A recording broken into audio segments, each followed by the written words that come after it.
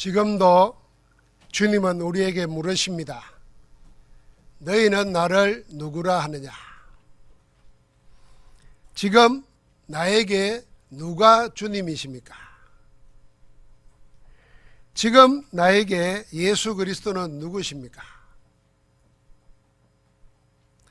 사도 요한은 이렇게 고백했습니다. 예수 그리스도는 말씀이신 하나님이 육신을 입고 우리 가운데 오신 분이다. 요한복음 1장 1절부터 14절에 보면은 태초에 말씀이 계시니라. 이 말씀이 하나님과 함께 하셨으니 이 말씀은 곧 하나님이시라. 그 말씀이 육신을 입고 우리 가운데 오셨는데 우리가 그 영광을 보니 독생자의 은혜와 영광이 충만하더라 그랬습니다. 말씀이신 하나님이 육신을 입고 오신 분이 예수 그리스도십니다. 주님은 주님의 인격과 사역으로 하나님의 말씀을 우리에게 보여주셨고 친히 증거하셨습니다. 그리고 주님은 이미 예언된 하나님의 언약의 말씀을 다 이루었다고 선언하기까지 했습니다. 성경은 하나님의 말씀이신 그리스도 예수를 말씀하십니다. 성경을 기록한 이유도 이것 때문이라 그랬습니다. 요한복음 20장 31절에 오직 이것을 기록하면 너희로 예수께서 하나님 아들 그리스도이심을 믿게 하려 함이요. 성경이 왜 있느냐? 예수가 누군지를 믿게 하려고 성경이 있다는 겁니다. 그럼 성경 속에서 하나님의 아들 예수 그리스도를 못 만나면은 성경 가지고 있지만은 성경 모르는 거죠. 성경 읽었지만은 성경 알지 못하는 거죠. 또 너희로 믿고 그 이름을 힘입어 구원을 얻게 하려 함이라. 여러분과 나는 원치 않냐는 죄와 사망의 범위에 갇혀 있습니다. 이걸 불신자는 운명이라 그러고 팔자라 그럽니다. 바꿀 수가 없습니다. 벗어날 수가 없습니다. 거기에서 우리를 해방시키는 걸 보고 구원이라는 겁니다. 죄와 사망의 법을 누가 사로잡고 있습니까? 사탄입니다. 악한 영입니다. 악한 영에 잡히니까 짐승을 보고 신이라 그러고 자기가 만들어 놓은 나무를 보고 돌을 보고 신이라고 절을 합니다. 우상 숭배하는 거예요. 그것도 없는 사람은 자기가 머릿속에 생각해 있는 사상을 신처럼 섬깁니다. 이게 사단에게 사로잡힌 겁니다. 사단은 멸망받게 되어 있습니다. 사단에게 속한 자는 사단과 함께 멸망받습니다. 그게 죽어서는 지옥이지만 살아서는 저주와 재앙 가운데 끊임없이 행별에 시달리는 겁니다. 거기에서 사단의 근세를 꺾어버리시고 여러분과 나를 왕의 자녀로 하나님 자녀로 삼으시려고 하는 것이 구원입니다. 그래서 늘 우리와 함께하는 하나님을 누리고 사는 것, 그 구원을 얻게 하려고 예수님이 그리스도로 오셨고 그걸 기록해 놓은 게 성경입니다.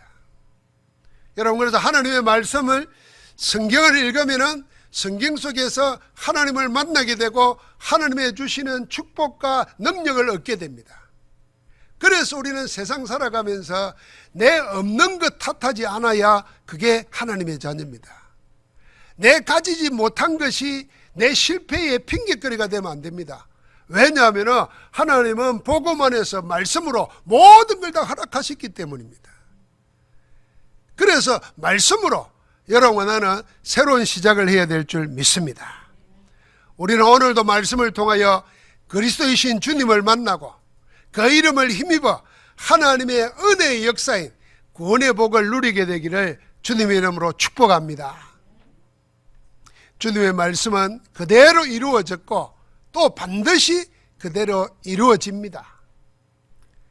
제자들을 보고 주님 말했죠. 9장 1절에 보니까 여기 서 있는 사람 중에 죽기 전에 하나님 나라가 권능으로 임하는 것을 볼 자들도 있다 그랬습니다. 그런데 오늘 그 말씀이 그대로 이루어집니다.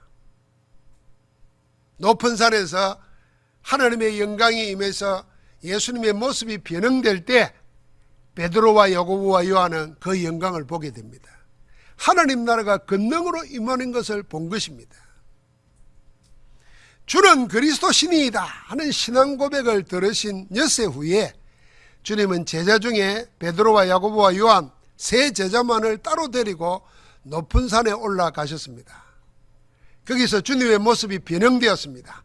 강체가 나고 세상에서는 볼 수 없는 빛을 발했습니다. 하나님의 영광이 주님의 모습에 나타난 겁니다. 하나님께서 그리스도이신 예수님에게 십자가의 고난을 앞두고 영광을 나타내시고 그 영광으로 옷 입혔습니다.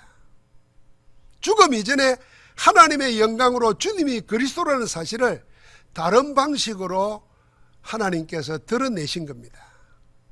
세 제자는 그렇게 산 위에서 하나님 나라가 영광으로 임하는 것을 보았습니다. 오늘 주님에게 나타나서 함께 이야기하고 있는 이 두 사람, 엘리야와 모세도 산 위에서 이미 하나님의 영광을 체험했던 사람들입니다. 모세는 시내산에서, 엘리야는 호렙산에서 하나님의 영광으로 임하는 하나님 나라를 체험했습니다. 모세가 하나님의 부르심을 받고 시내산에 오르자 하나님의 영광이 산 위에 머물렀다 그랬습니다. 그 산 위의 영광이 산 아래에 있는 이스라엘 백성들의 눈에는 맹렬한 불같이 보였다고 그랬습니다. 출애굽기 24장입니다. 모세는 그 산에서 하나님의 영광 가운데 40주야를 하나님과 함께하면서 이스라엘 백성을 인도할 하나님의 말씀을 받았습니다. 십계명이 새겨진 두 돌판과 하나님의 영광이 머물 성막의 한상을 보았습니다. 그렇게 40주야를 산 위에서 하나님의 영광을 본 모세의 얼굴에는 사람들이 눈을 뜨고 마주 볼 수 없을 만큼 강체가 빛났습니다. 그래서 모세는 산 아래 내려와서 수건으로 자기 얼굴을 가리지 않으면 안 될 정도로 강체가 빛났습니다. 엘리야는 자기 일생에 가장 힘들었을 때 차라리 하나님 나를 데려가십시오 하고 죽기를 작정했던 그런 어려운 때가 있었습니다. 그때 하나님의 천사가 주는 떡과 물을 먹고 힘을 얻어서 40주야를 걸어서 하나님의 산 호렙에 이릅니다. 그 산에서 하나님의 천명을 받습니다. 지금까지와는 다른 방식으로 하나님의 말씀을 받게 됩니다. 지진도 아니고 불도 아니고 천둥도 아니고 세미한 음성으로 나타난 하나님의 말씀을 하나님의 산에서 받았습니다. 그 후에 엘리야는 지금까지와는 전혀 다른 삶을 살게 됩니다. 왕을 기름 부어 세우고 엘리사를 후계자로 세우고 하나님이 남겨놓은 바알에게 무릎 꿇지 않는 7천 제자를 찾아서 세웁니다. 생이 달라진 거죠. 지금 나타나서 주님과 함께 얘기하는 엘리야와 모세, 이 두 사람 다 하나님의 산에서 영광으로 임하는 하나님 나라를 체험했습니다. 이 두 사람은 이 이후에 세상 사람과는 전혀 다른 생을 맞이하게 됩니다. 하나님의 천명, 소명, 사명을 받아서 그 일을 이루는 하나님이 늘 함께하는 임마누엘의 삶을 살게 됩니다. 그렇게 하나님과 함께하는 생을 산 이 두 사람은 죽음을 보지 않고 하나님의 데려감을 입습니다. 모세는 하나님이 보여주시는 가나안 땅을 바라본 후에 하나님이 그를 데려갔습니다. 제자들이 시신을 찾을 수가 없었습니다. 잘 아는 대로 엘리야는 하나님이 보내신 불말과 불병거를 타고 해류바람 속으로 성천했습니다. 죽음을 보지 않고 성천했습니다. 하나님의 영광을 본 자들은, 하나님의 영광을 하나님의 산에서 체험한 이 두 사람은 죽음을 보지 않고 하나님 나라에 갔습니다. 이 말은 전혀 다른 생을 살았다는 것입니다. 산 위에서 하나님 나라의 영광을 본 자들은 세상에서도 하나님 나라를 누리고 살게 됩니다. 하나님이 지금 나와 함께 하시고 모든 것을 그 뜻대로 주관하고 다스리는 하나님의 영광을 드러내는 정인의 삶을 살게 된다는 말입니다. 여러분과 나는 비록 이 세상에 살지만은 시민권은 하나님 나라의 시민권자입니다. 하나님 나라의 영광을 체험하면은 이 세상을 수고와 무거운 짐을 지고 사는 것이 아니고 하나님이 함께 하시는 하나님 나라로 산다는 것입니다. 어떻게 하면은 산 위에 임한 하나님 나라의 영광을 체험하고 살 수 있을까요? 여러분 같이 합시다. 산 위의 시간을 가지자. 산 위의 시간을 가져야 합니다. 산 위의 시간은 산 아래의 세상과 구별되는 시간입니다. 산 아래와 잠시 이별하는 시간이 산 위의 시간입니다. 하루를 살면서 반드시 가져야 하는 절대의 시간이 산 위의 시간입니다.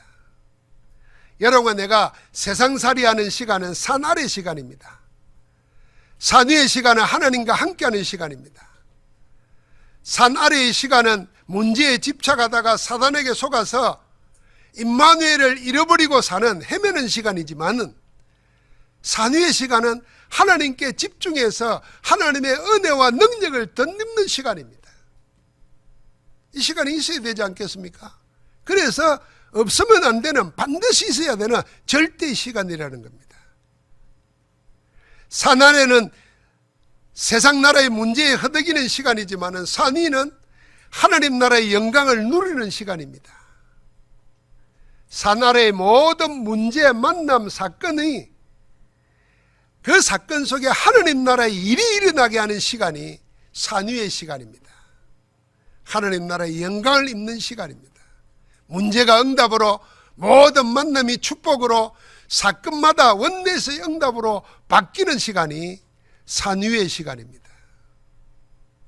주님이 세 제자를 따로 높은 산으로 데리고 올라가서 하나님의 영광이 임하는 것을 보게 하신 것처럼 지금 우리를 하나님은 높은 산으로 인도하십니다. 우리가 세상을 사는 동안 우리가 있는 그때 그 자리에서 하나님 나라의 영광이 임하는 높은 산의 시간을 만들어야 합니다. 오늘부터 높은 산에 등산해라 그 말이 아닙니다. 내 있는 자리에서 산 위의 영광을 체험하는 그 시간을 만들어야 된다는 것입니다. 좋은 예가 있습니다. 그게 사도행전 2장 42절입니다. 초대교회 제자들에게는 하나님의 말씀을 받고 그 말씀으로 소통하고 그래서 마음을 같이하여 오로지 기도에 힘쓰는 시간이, 이 산 위의 시간이 마가다락방에서 날마다 있었습니다. 초대교회 제자들에게는 그 시간이 하루의 중심축인 절대의 시간이었습니다. 그 절대의 시간이 핍박과 재앙과 가난과 질병이 도사리고 있는 박해 시대를 이기게 만들었습니다. 구약 성경에 보면은 이스라엘 백성들이 강약길을 갈 때 아말렉 군대가 갑자기 쳐들어왔습니다. 다 죽게 된 위기의 때에 모세는 싸우러 산 아래 간 게 아니라 산 위로 올라갔습니다. 산 위에서 단을 쌓고 기도의 손을 올렸습니다. 그 기도의 손을 든 순간 산 아래에서는 여호수아가 거느리는 이스라엘 군대가 아말렉 군대를 무찌르고 이깁니다. 기도의 시간이 내려오는 시간이 이스라엘이 적에게 쫓기는 시간입니다. 산 위의 시간이 산 아래의 현실의 싸움의 승패를 갈랐습니다. 싸움은 산 아래에서 하지만은 이기고 지는 것은 산 위에서 결정되었습니다. 우리 세상살이도 마찬가지입니다. 산 아래 현실 생활에서 이기려고 하면 먼저 산 위에서 영적 생활에서 이겨야 됩니다. 만약에 산 위에서 영적 생활에서 승리하면 모든 산 아래에서 하면 무조건 이깁니다. 복음의 말씀을 절대 언약으로 붙잡고 세상 가는 동안 정처 없이 방황하는 나그네가 아니고 절대 예정을 따라 걸으면서 하나님의 뜻을 이루는 절대 목표를 누리는 시간, 그 산 위의 시간을 여러분과 내 하루의 중심축인 절대 시간으로, 그걸 구체적으로 정시 예배나 정시 기도 시간으로 만드시기 바랍니다. 여러분, 우리가 사람이 갑자기 타락하는 법은 없습니다. 이 타락이라는 말을 자꾸 들으면은 여러분들은 뭐 행실이 나빠져 가지고 아무렇게나 살고 방탕하게 사는 걸로 생각하는데, 타락이라는 말은 하나님과 떨어졌다는 겁니다. 하나님과 멀어져 버렸다는 겁니다. 하나님과 멀어지니까 방탕하게 되는 겁니다. 둘째 아들이 아버지 재산을 받아가지고 먼 외국으로 갔습니다. 아버지 간섭 안 받겠다는 거죠. 아버지 간섭 안 받는 정도가 아니라 아버지 건을 꼴도 보기 싫다는 거죠. 그래서 외국 간 겁니다.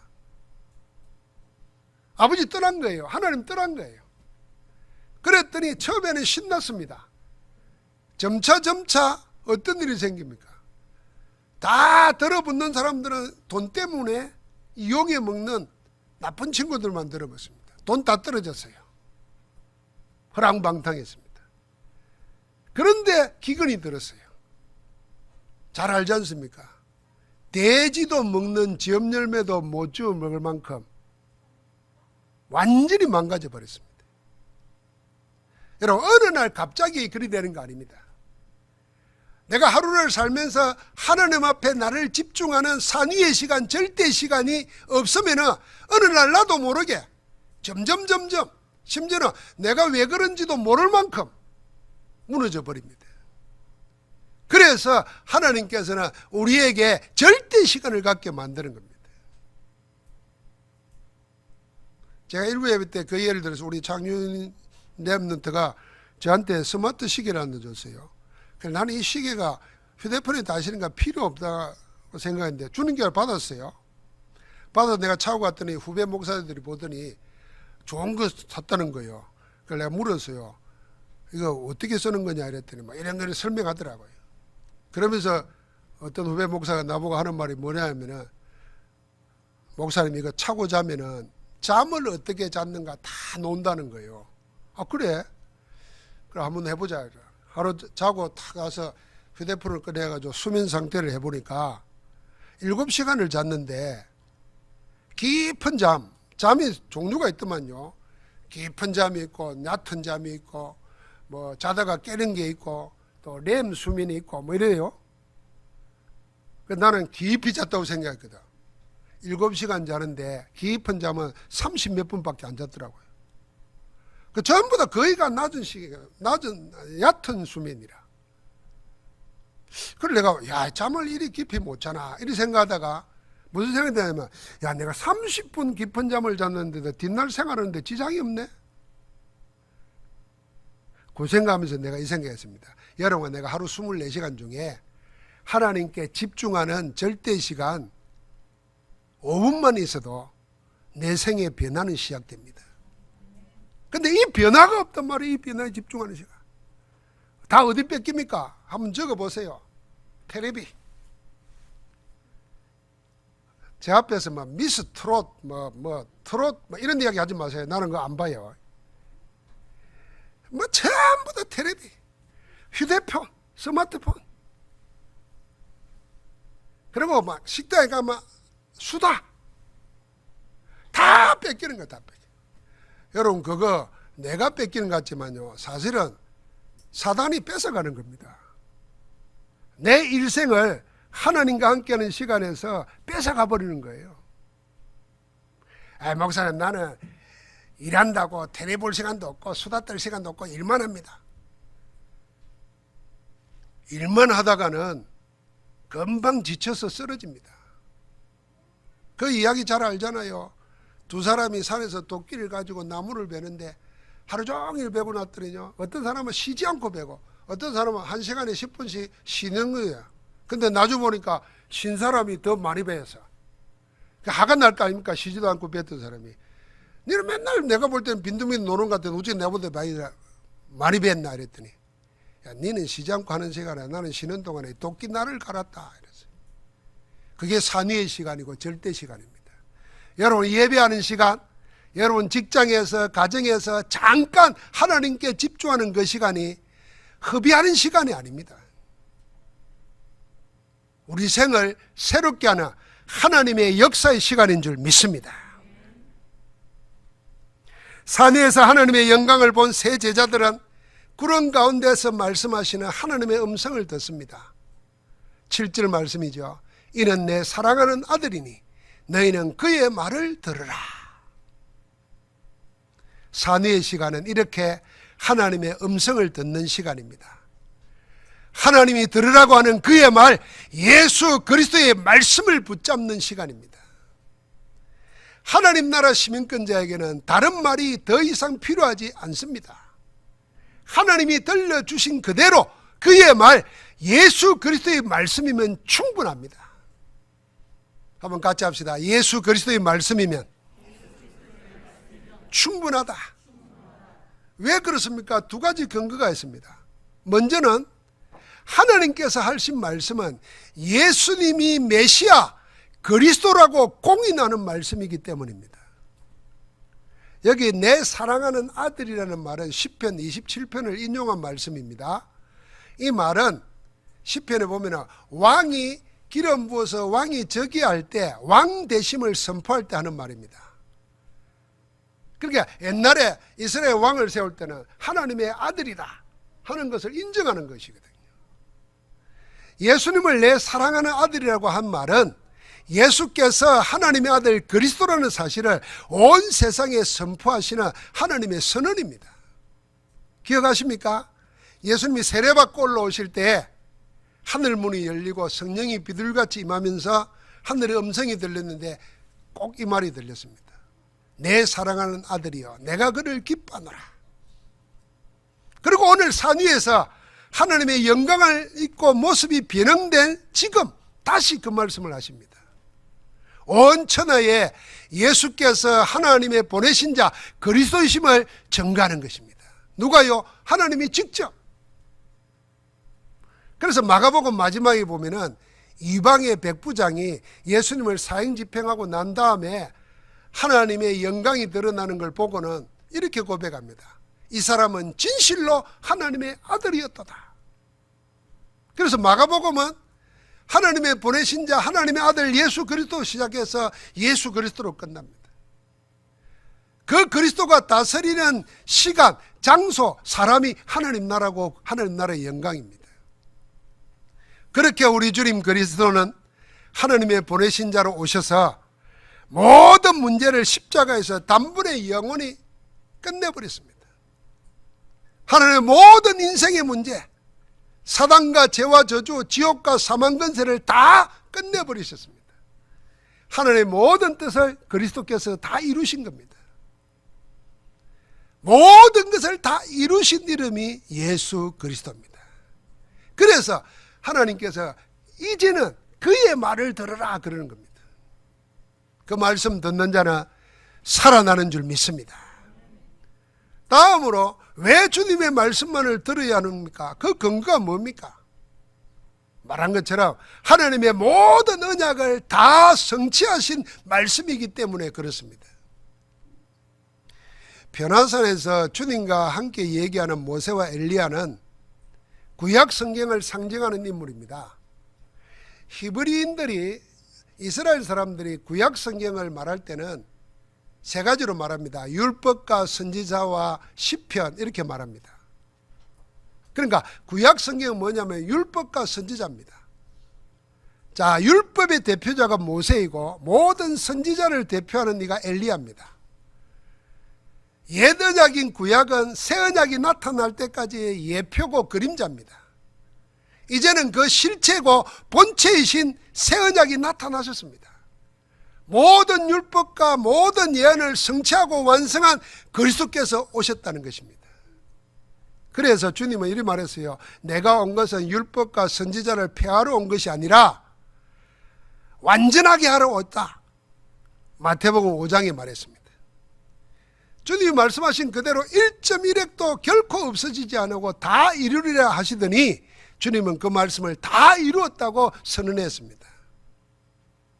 자, 눈을 떠보니까, 고개를 들어보니까 함께 있던 모세와 엘리야는 사라지고 그 자리에 오직 주님과 자기들 뿐이었다 그랬습니다. 주님만 보인 거죠. 이게 뭡니까? 그림자는 사라지고 본체만 남은 것입니다. 그림자를 보여주던 모세와 엘리야는 사라지고 이제는 완전하게 모든 것을 이루신 실체이신 그리스도가 나타나시고 보이신 겁니다. 그래서 우리를 보고 이제는 그림자 붙잡고 더듬을 이유가 없다는 겁니다. 여러분, 성경을 읽는데 어렵다고 하는 분들은 아직 본체 실제를 못 봤기 때문입니다.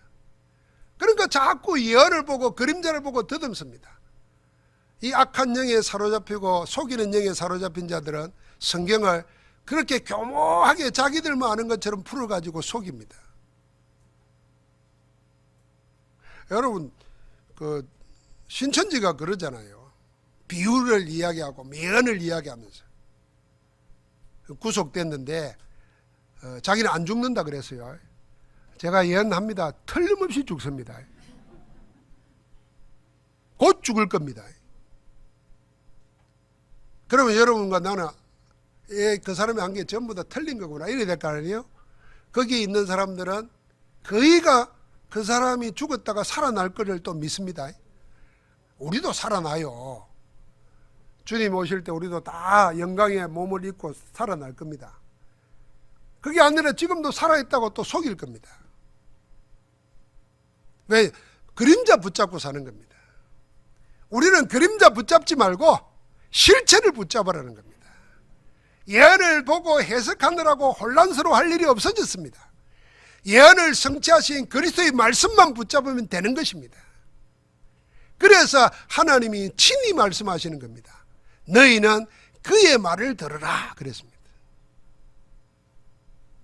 그런 가운데서 들려오는 하나님의 음성을 듣고 난 뒤에 일어나서 보니까 아무도 보이지 아니하고 오직 예수와 자기들 뿐이었다 그랬잖아요.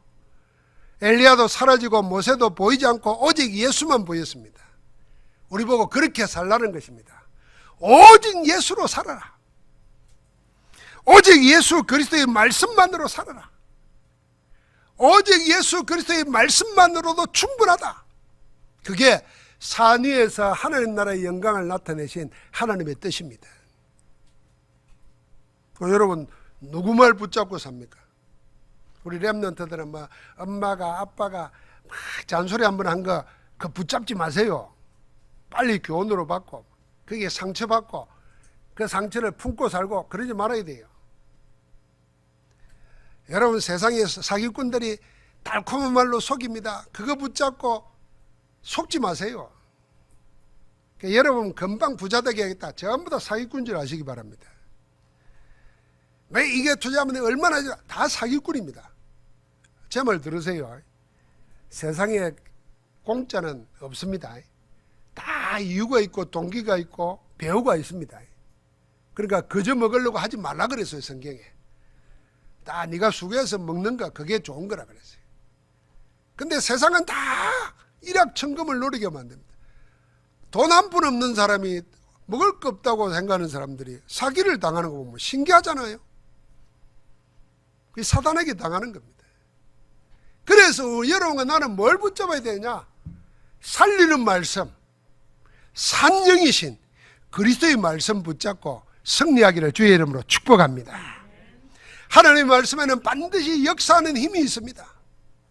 그래서 데살로니가전서 2장 13절에 데살로니가 교회 제자들은 하나님의 말씀을 받을 때 사람의 말로 받지 아니하고 하나님의 말씀으로 받았다 그랬어요. 복음을 복음으로 받은 겁니다. 그러니까 어떤 일이 생깁니까? 이 말씀이 너희 믿는 자 속에 역사하느니라 그랬어요. 여러분, 말씀의 역사를 체험했습니까? 내가 하나님의 말씀을 약속으로 붙잡았는데 그 말씀의 역사가 내 영혼을, 내 마음과 생각을, 내 삶을, 내 육신까지도 이끌어가는 것.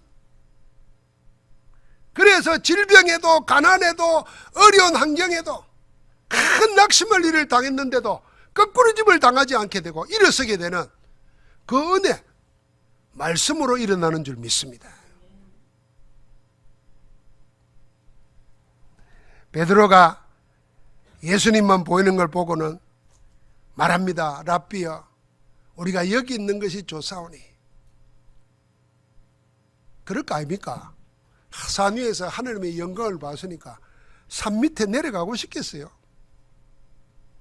여기 있는 것이 좋사오니. 여기다 초막셋을 짓되 하나는 주를 위하여, 하나는 모세를 위하여, 하나는 엘리야를 위하여 하사이다. 이거 어떻게 생각하면요, 참 정상적인 말이고 참 아름다운 말이에요.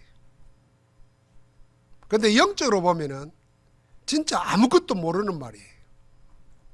해서는 안 될 말을 한 겁니다. 그래서 성경에 뭐라 그랬냐면요, 무서워서 무슨 말을 해야 될지를 몰라서 하는 말이라 그랬습니다. 산 위에서 하나님의 영광을 보여주신 참뜻이 무엇인지를 모르고 우선 눈앞에 보이는 것만을 쫓아가는 겁니다. 얼마나 좋았겠습니까? 여러분, 베드로와 요한과 야고보는 유대인입니다. 우리는 유대인이 아니잖아요. 유대인이 생각할 때 최고의 인물이 누구냐면 모세와 엘리야입니다. 모세는 율법의 대표자요, 엘리야는 모든 선지자 예언 능력의 대표자입니다. 그 주님이 같이 있으니까 어떤 생각을 했냐면, 야, 우리 주님이 모세와 엘리야와 같이 얘기를 하다니, 주님이 이런 분이었나? 아니, 모세와 엘리야와 동급의 수준이라 착각한 겁니다. 그래서 초막셋을 짓자는 겁니다. 그래서 하나님이 구름을 덮어가지고 말씀을 들려준 겁니다. 이는 내 사랑하는 아들이니 너희는 모세와 엘리야의 말을 들으라 이러지 않고 그의 말을 들으라는 겁니다. 여러분, 우리가 그러면 구약 성경 안 읽어도 되네, 그 말이 아닙니다. 구약 율법과 선지자를 보면서 예수를 찾아내야 됩니다. 복음을 찾아내야 돼요. 하나님의 영광이 나타나 그 영광을 입으신 주님을 보니 그 자리 떠나고 싶지 않았죠. 그래서 이 산 위에서 산 아래를 내려다보고 살고 싶었을 겁니다. 그래서 주님 보고 그냥 여기 눌러 살자는 거예요. 지금 베드로는 산 위의 영광에 취해서 하나님의 천명, 소명, 사명의 귀중한 메시지를 놓치고 있습니다. 두 가지를 놓칩니다. 첫 번째는 주님이 모든 구약 예언의 실체이신 그리스도이심을 놓치고 있습니다. 이 순간 그리스도를 놓치는 거예요. 그리스도는 모세와 엘리야의 동급이 아닙니다. 모세와 엘리야는 미리 와가지고 주님을 알리는 메신저에 불과합니다. 모세와 엘리야의 메시지는 뒤에 오실 메시아 그리스도입니다. 모세와 엘리야는 주님을 앞서와서 주님을 미리 말해주는 하나님의 심부름꾼입니다. 그래서 두 사람이 사라진 그 자리에 오직 예수만 남은 것입니다. 하나님은 그렇게 했습니다. 또 다른 하나는 산 위의 영광을 보여주고 체험한 것은 산 아래의 흑암 세계를 살리기 위한 하나님의 미션이 있다는 사실을 놓치고 있습니다. 그래서 우리가 다음 주일을 보겠지만은 산 아래 내려갈 때 제일 먼저 부딪힌 게 뭐냐 하면은 어릴 때부터 귀신 들려가지고 벙어리 되고 경련을 일으키고 물과 불과 뛰어드는 고통스러운 현장을 만납니다. 그 산 아래에 흑암 세계를 살리기 위한 하나님의 미션을 놓치고 있는 겁니다. 여러분, 우리가 은혜 받으면 그리 돼요. 막 은혜 받고 기도 많이 해서 막 뭔가 체험하면 그건 떠나기 싫어요. 그런데 반드시 그걸 보여주신 이유는 세상 살리라는 하나님의 사인입니다. 그걸 놓쳐버리고 세상은 지금 흑암과 혼돈과 공허 속에서 사로잡혀 고통당하고 있습니다. 그들을 구원하여 살리는 것이 하나님의 온전하신 뜻입니다.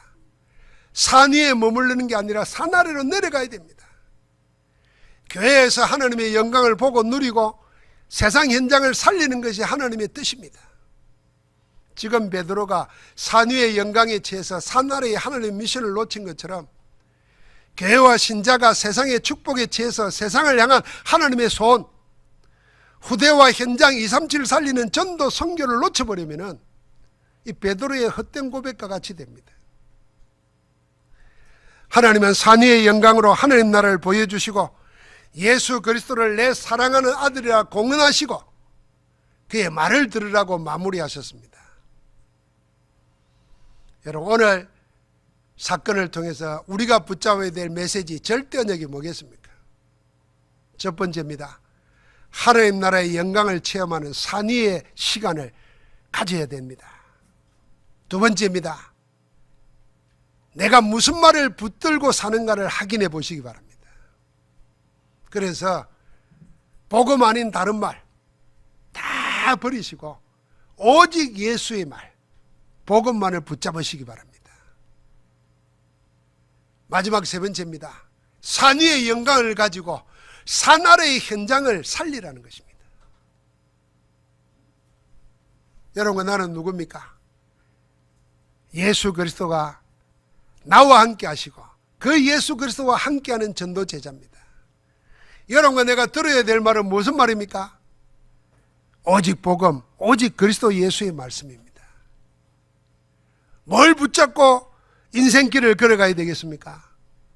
절대 언약 붙잡고 절대 여정을 걸어가면서 절대 목표로 도달하게 하시는 하나님의 시간표 속에 있기를 주의 이름으로 축복합니다.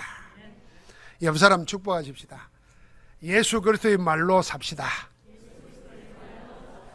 복음으로 삽시다. 하나님 감사합니다. 오늘 우리를 산 위로 올려셔서 하나님 나라의 영광을 보게 하시고 그 영광을 가지고 흑암의 세상을 살릴 수 있도록 우리와 함께 하시니 감사합니다. 오늘도 주의 백성들 모두가 빼앗겨버리고 놓쳐버리고 잃어버리고 있는 내 하루의 절대 시간을, 산 위의 시간을 되찾게 하여 주옵소서. 주님께 집중하다가 24, 25 영혼의 응답을 보게 하시고 오직 유일성 재창조의 축복을 받아 누리게 하셔서 하나님을 영화롭게 하는, 하나님을 복되게 하는, 하나님의 복으로 충분한 정인으로 서게 하옵소서. 우리 주 예수 그리스도 이름으로 기도하옵나이다. 아멘.